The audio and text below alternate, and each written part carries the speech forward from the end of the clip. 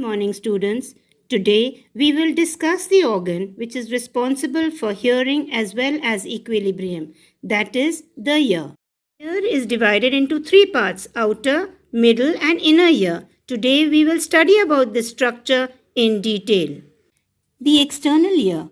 The external ear is made up of three parts: pinna, auditory canal, and the tympanum. The external structure that you see outside is called the pinna. The pinna is made up of ridges and grooves. They are so arranged that they direct all the sound waves into the auditory canal. Auditory canal. Auditory canal is an S-shaped structure. It is S-shaped so that no dust particles can directly hit the tympanum or the eardrum. It is lined with hair as well as ceruminous glands.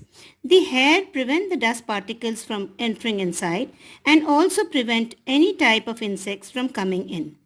The ceruminous glands secrete the wax. This wax has a peculiar smell which actually deters the insects from coming inside. And that is the reason why insects rarely enter the ear even though it is open all the time.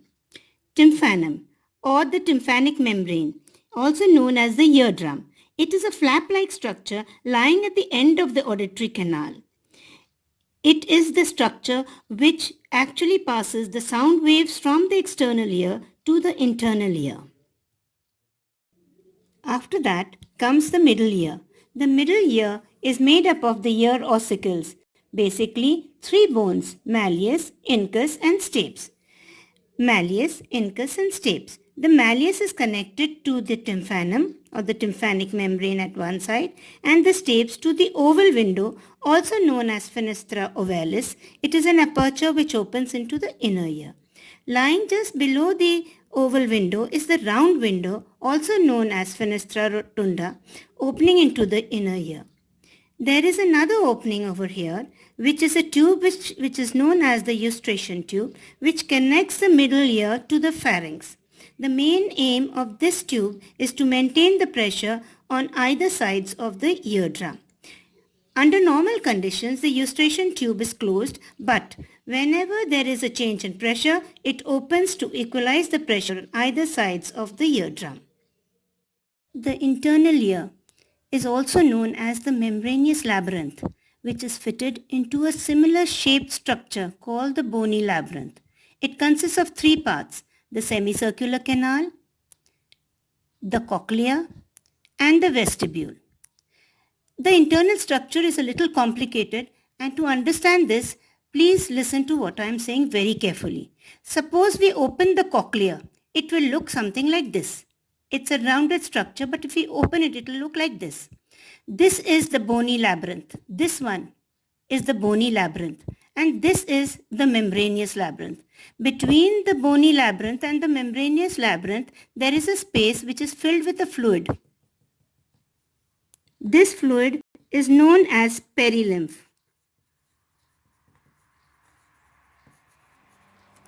And inside this, there is again a fluid which is known as the endolymph. Actually, this type of structure is present everywhere in this internal ear. That is, in the semicircular canals also, in the vestibule also, you have this double structure. Outer one is called the bony labyrinth, and the inner one is known as the membranous labyrinth. Understand this properly, and then we will go into the structure of this. The opening, that is the oval window, is present on this portion here, on the top one, and the round window is present on this. The perilymph is continuous all along here. That means if a vibration goes from here, it will come out from here. That is, if it is entering from the oval window, it will come out from the round window. Is this clear to you? Dear students, this is a diagrammatic representation of the cochlea. Now, I have already told you that you have an outer covering which is known as the bony labyrinth and an inner one which is known as the membranous labyrinth. Now, because of this membranous labyrinth, the whole structure is divided into three compartments. The upper one is known as sclera vestibuli, lower one is called sclera tympani, and the middle one is called the sclera media. Is that clear to you? Now, in this sclera vestibuli and tympani, we have that fluid present which is known as the perilymph. So perilymph is present here also and it is present here also. In the central portion, that is the middle portion, it is known as the sclera media and it has the endolymph present in it. Okay? Now, this membrane which is on the lower side is known as the basilar membrane and the one on the upper side is called the Reissner's membrane. Now the basilar membrane which is present is very important because on it lie hair cells. Together they are known as the organs of Corti. Organs of Corti. And each cell has hair-like projections on the upper side. Can you see them? And covering this hair-like structure, there is another membrane called the tectorial membrane.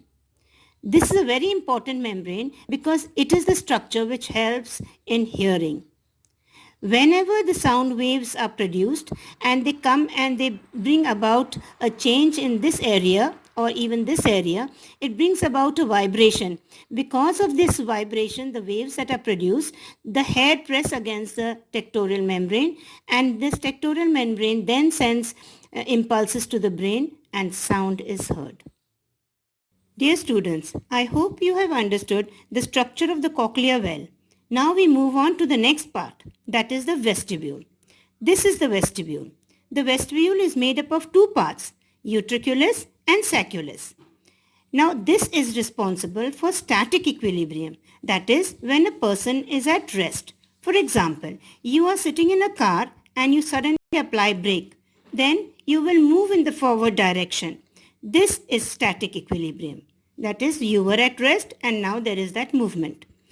Over here, there are also present hair cells, which are known as macula. They are responsible for sending messages during static equilibrium. Next, we move on to the semicircular canals. The semicircular canals are at 90 degrees to each other and thus they represent the three planes. If there is any movement in any of the planes, these semicircular canals will detect it. Each semicircular canal is swollen at one end and is known as the ampulla. In this ampulla, again you have the hair cells present and they are known as crista. They send information for dynamic equilibrium, that is equilibrium when you are in motion, usually circular motion. Okay, have you understood so much? This is for dynamic equilibrium, semicircular canals, and this is for static equilibrium. This is basically the structure of the cochlea. In the next lecture, I will explain the working of the ear, that is, how sound is produced and how it travels along the outer ear, middle ear and internal ear and how it goes to the brain. And we will also discuss the static and the dynamic equilibrium. I hope you have understood this properly and you have no problem. Thank you.